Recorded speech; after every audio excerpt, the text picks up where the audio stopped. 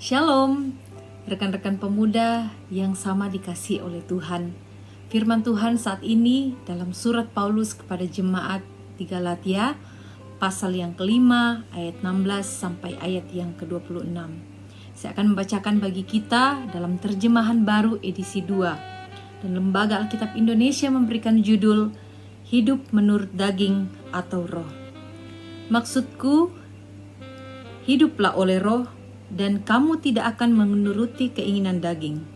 Sebab keinginan daging berlawanan dengan keinginan roh, dan keinginan roh berlawanan dengan keinginan daging. Karena keduanya bertentangan, sehingga kamu tidak melakukan apa yang kamu kehendaki. Namun, jikalau kamu memberi dirimu dipimpin oleh roh, kamu tidak hidup di bawah hukum Taurat. Perbuatan daging telah nyata, yaitu percabulan, kecemaran, hawa nafsu, penyembahan berhala, sihir, perseteruan, perselisihan, iri hati, kemarahan, kepentingan diri sendiri, percecokan, perpecahan, kedengkian, bermabuk-mabukan, pesta pora, dan sebagainya. Terhadap semuanya itu kuperingatkan kamu, seperti yang telah kulakukan dahulu, bahwa siapa saja yang melakukan hal-hal demikian tidak akan mendapat bagian dalam kerajaan Allah. Namun, buah roh ialah kasih, sukacita, damai sejahtera, kesabaran, kemurahan, kebaikan, kesetiaan, kelemah lembutan, dan penguasaan diri.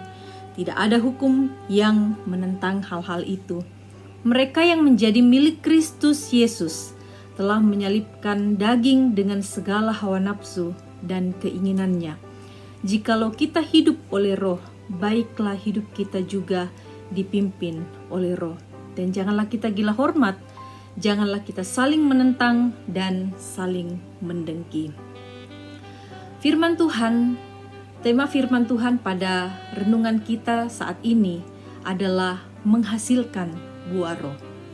Rekan-rekan pemuda yang sama dikasihi Tuhan, ketika kita menanam pohon, kira-kira apa yang kita harapkan dari pohon tersebut? Sudah pasti adalah buahnya. Bukan berarti bahwa akar, batang, daun, bunga-bunganya, tangkai-tangkainya itu tidak penting pada pohon itu. Tentu juga kita harapkan. Tetapi sudah pasti yang utama yang kita harapkan dari pohon tersebut adalah buahnya. Prinsip yang sama juga berlaku pada kehidupan rohani kita, bahwa tentunya sebagai anak-anak Tuhan, kita bukan hanya mau terus bertumbuh, tetapi juga ada hasil dari pertumbuhan itu.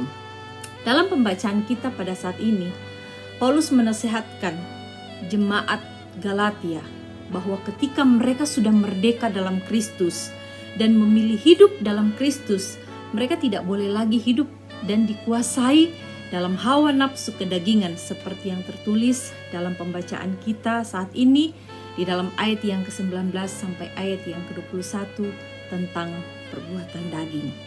Tetapi mereka yang sudah merdeka dalam Kristus dan memilih hidup dalam Kristus, mereka harus hidup di bawah pimpinan Roh Kudus serta menghasilkan buah roh dalam hidup mereka. Demikian pun dalam kehidupan rohani kita, bahwa ketika kita sudah di dalam Kristus, status kita adalah manusia baru. Sehingga manusia lama yang dipenuhi rupa-rupa perbuatan daging seharusnya sudah ditinggalkan. Seperti yang dikatakan di dalam ayat yang ke-24, mereka yang menjadi milik Kristus Yesus telah menyalibkan daging dengan segala hawa nafsu dan keinginannya. Dan dalam keadaan kita sebagai manusia baru, kita harus tunduk dalam pimpinan Roh Kudus agar kita terus bertumbuh dan menghasilkan buah roh dalam hidup kita. Buah roh seperti apa yang dihasilkan oleh anak-anak Tuhan yang tunduk pada pimpinan Roh Kudus?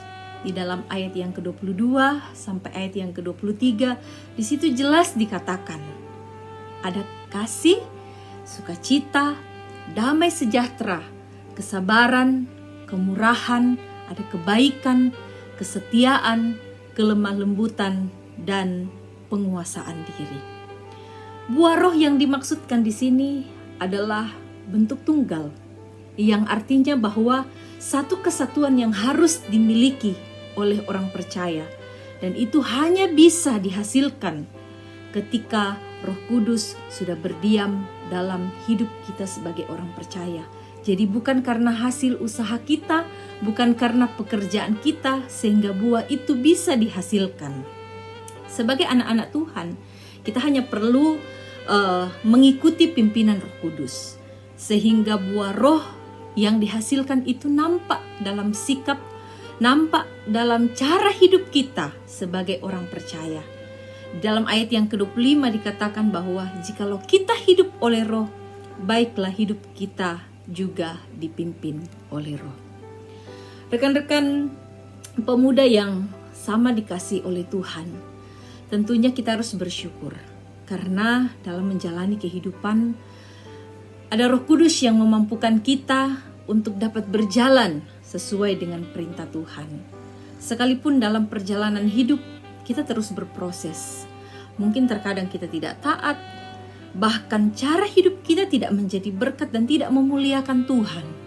Tetapi Roh Kudus yang sudah berdiam di dalam hati kita akan terus membimbing kita untuk menghasilkan buah roh, agar kita semakin serupa dengan Kristus.